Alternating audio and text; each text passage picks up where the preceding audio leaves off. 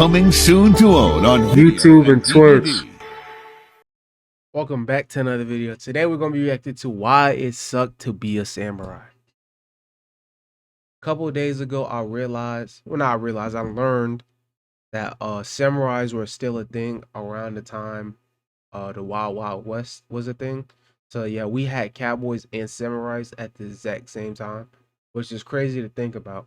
I'm not going to lie. But let's just get straight to it. Enough with the yap. The midwife's sharp clap pierces the pre-dawn silence, marking your arrival into a world of steel and honor. It's the year of the dragon, but right now you're more mewling kitten than fierce warrior. Your father's disappointment is palpable, another mouth to feed during these tumultuous times. Welcome to feudal Japan, kid, where your entire life was planned before you could even crawl. Think helicopter parents are bad? Try samurai parents. By age 5, while other kids are out there having fun, you're learning how to sit still for hours. The family shrine visits are basically endurance tests. Try not to sneeze when the incense makes your nose itch, and definitely don't knock over those offerings. Oops. From your father's expression, you've just earned yourself 1,000 extra practice swings. Your first real test comes at age 6, the ceremonial first haircut. You've watched other children go through it, trying not to giggle at their stiff new top knots. But now it's your turn. Goodbye, childhood locks. Hello. Oh my god, that's what. No way they was walking around like this. No way they was walking around like this. This is probably one of the worst cuts I ever seen. Yo, if they tell me, yo, to be a samurai, you gotta get your hair cut like this. Nigga, nigga, I ain't signing up there. Well, we quitting. Instant adult hairstyle that makes your head feel like a poorly balanced spear. At least you get to wear hakama now, though nobody mentions how these traditional pants are basically a trip hazard with a side of embarrassment. Walking is now an extreme sport. Nah, why he When comes low-key, age 7, like, he got everything swag, changes. though. Remember those cozy days at home? Yeah, those are over. Welcome to the dojo, kid. Your new home where comfort isn't in their vocabulary. Your new master's first lesson is how to sit properly. Yes, really. Hours upon hours in seiza position until your legs feel like they're being stabbed by tiny invisible ninjas. The older students make it look effortless. You make it look like you're sitting on hot coals while being attacked by wasps. Your first wooden sword feels like it weighs more than you do. They call it a bakken. You call it the implement of endless embarrassment. While other kids are playing with toys, you're learning that dropping your practice sword means doing squats until your legs give out. It's like the worst PE class ever, except it never ends and your teacher can literally cut a fly in half. For you, What? training is basically a greatest hits collection of ways to fail spectacularly. Slip on the dojo floor? That's a life lesson. Fall into another student? That's character building. Faceplant during a basic stance? Congratulations, you've just invented a new way to bow. Your sensei keeps saying, even great mountains were once small hills. You're pretty sure he made that up just to make you feel better. Winter brings a whole new level of, why did I have to be born a samurai? The dojo floor is cold enough to freeze your soul, but complaining? That's not very samurai of you. You learn to meditate while your toes turn into icicles. Think that's tough? It Wait get until that you have cold to in practice Japan? full armor. It's like trying to fight inside a walking tin can that's actively trying to suffocate you. By 13, you get your first real sword. Everyone acts like it's this profound moment, but nobody warns you about the maintenance. One tiny spot of rust and suddenly you're dishonoring 8 generations of ancestors. The first time you clean it, you slice your own palm open. Sensei calls it a blood bond up with your blade. You call it, maybe we should have started with something less sharp, like origami. Then comes mounted archery. Imagine trying to thread a needle while riding a dolphin because apparently just regular archery wasn't hard enough. Picture this.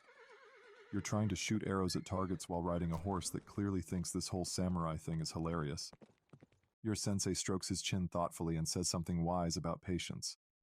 The horse just snickers. You're pretty sure they're both laughing at you. Congratulations, you've made it to your Genpuku ceremony. That's samurai speak for, now you get to suffer like an adult. Oh, the They give you graduation. A new name, a new hairstyle, A new enough name. responsibilities to make your previous life look like a vacation. Your childhood name is gone. Oh my god. Yo, back-to-back shitbull ass cuts. Nah. Why they do my son like that? You didn't have to give him the reverse old man. Replaced by something that probably means honorable warrior of virtue. In reality, you're still trying not to trip over your own sword. Your first armor fitting is like trying on a medieval Iron Man suit minus the cool features. You'll get used to it, they say. Sure, just like you'll get used to walking around with what feels like a small village strapped to your body. Sitting down is now a Herculean task. Standing up? That's a whole Olympic event in itself. The craftsman keeps muttering about your unique build.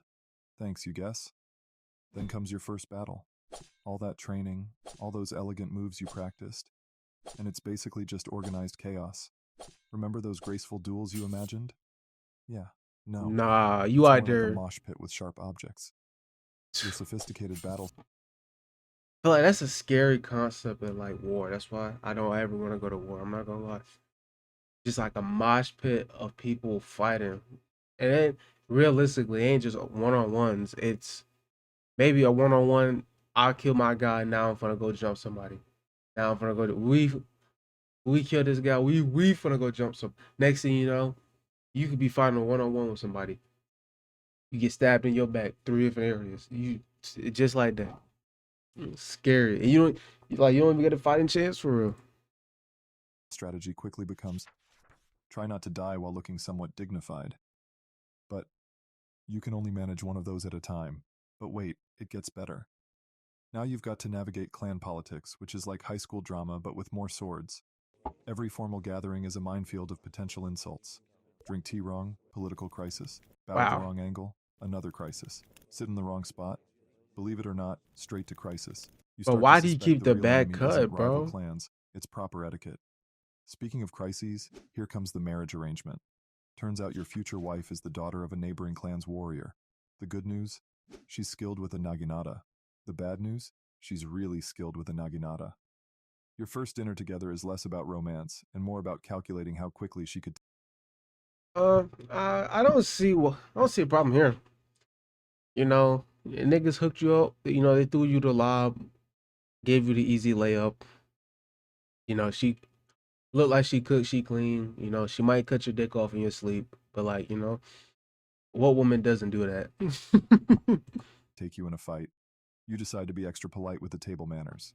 Suddenly, you're in charge of 20 samurai, all looking at you like you've got some grand master plan. But sadly, you don't. Your battle strategy is basically try to look confident while panicking internally. Somehow it works, and now everyone thinks you're some kind of tactical genius. Fake it till you make it, samurai style. The best part about being a leader? Now, when you mess up, it's not just your honor on the line, it's everyone's. No pressure.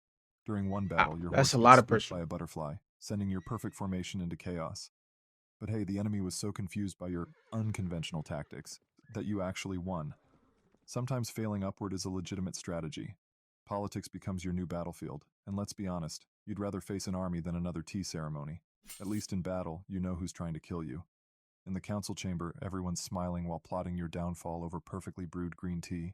Mm. Your wife, thankfully, turns out to be better at this game than you. That naginata practice apparently translates well to verbal combat.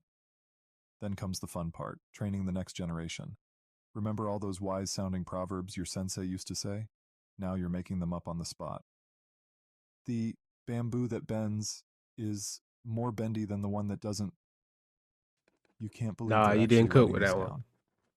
Age starts creeping up like a ninja with a grudge. Your legendary sword swing now comes with complementary joint pain. Young warriors still challenge you, but now you win through experience instead of strength. Or as you like to call it, strategic energy conservation. You're not getting slower, you're just becoming more efficient. At least that's what you tell yourself. One morning you catch your reflection in a polished blade. When did your top knot turn so silver? The new generation of samurai moves faster, hits harder, and somehow makes even more etiquette mistakes than you did. You watch them training, remembering when you were that eager young warrior who thought every problem could be solved with a sharp enough sword. If only back pain could be defeated through combat. A young hotshot challenges you to a duel. Great, he's probably been practicing since breakfast. You can barely touch your toes. But here's the thing about getting Hey, older. OG, You've learned that the you in that much pain, gang? And you still out here? You still out here training, bro? Hey, just retire, bro. You done your service, bro. Just retire. You good, bro? We believe in you, coach. You don't gotta go out here and break your back again. Pause. fastest sword isn't always the winning one. While he's busy showing off his fancy footwork, you end the match with a single well-timed move. The look on his face is priceless. How? He asks. You give him your most mysterious sensei smile and say something cryptic about bamboo and wisdom. Hey, you've earned the right to be annoyingly philosophical. Your last battle isn't against some legendary warrior or fearsome army. It's a quiet morning council meeting where you prevent a war by telling embarrassing stories about everyone's grandfathers. Turns out your What? greatest victory comes not from drawing your sword, but from knowing when to leave it sheathed. Plus, those blackmail-worthy tea ceremony mishaps you've collected over the years finally come in handy. They find you one morning in your garden, peaceful, your sword across your lap, finally mastering that perfect Seiza posture you struggled with as a kid. Your last message to your students is not some profound teaching about honor or combat. It's simply this. The secret to being a great samurai isn't about mastering the sword. It's about surviving long enough to figure out that most problems don't actually need one. You spitting though. Well, I'm not gonna lie. Compared to the ninja, it really don't sound that bad being a samurai. I mean, obviously you're fighting for your life, so that's a huge factor, but the training don't sound too crazy besides like, the hours on end you're sitting. I feel like I feel like samurais were more considerate of each other. I don't know. I don't feel like it's that bad. Let me know how y'all feeling about, why it sucked to be a samurai down below in the comment section. With that being said, I'm gonna see y'all boys later, dude. Life and death and love and birth and peace and war on the planet Earth. Is there anything that's worth more than peace and love on the planet Earth? Whoa, come on and sing it with me. Sing? The words relate to the key. Key? If it's a pattern, then just repeat after me. Life and death and love and birth and peace and war on the planet Earth. Life and death and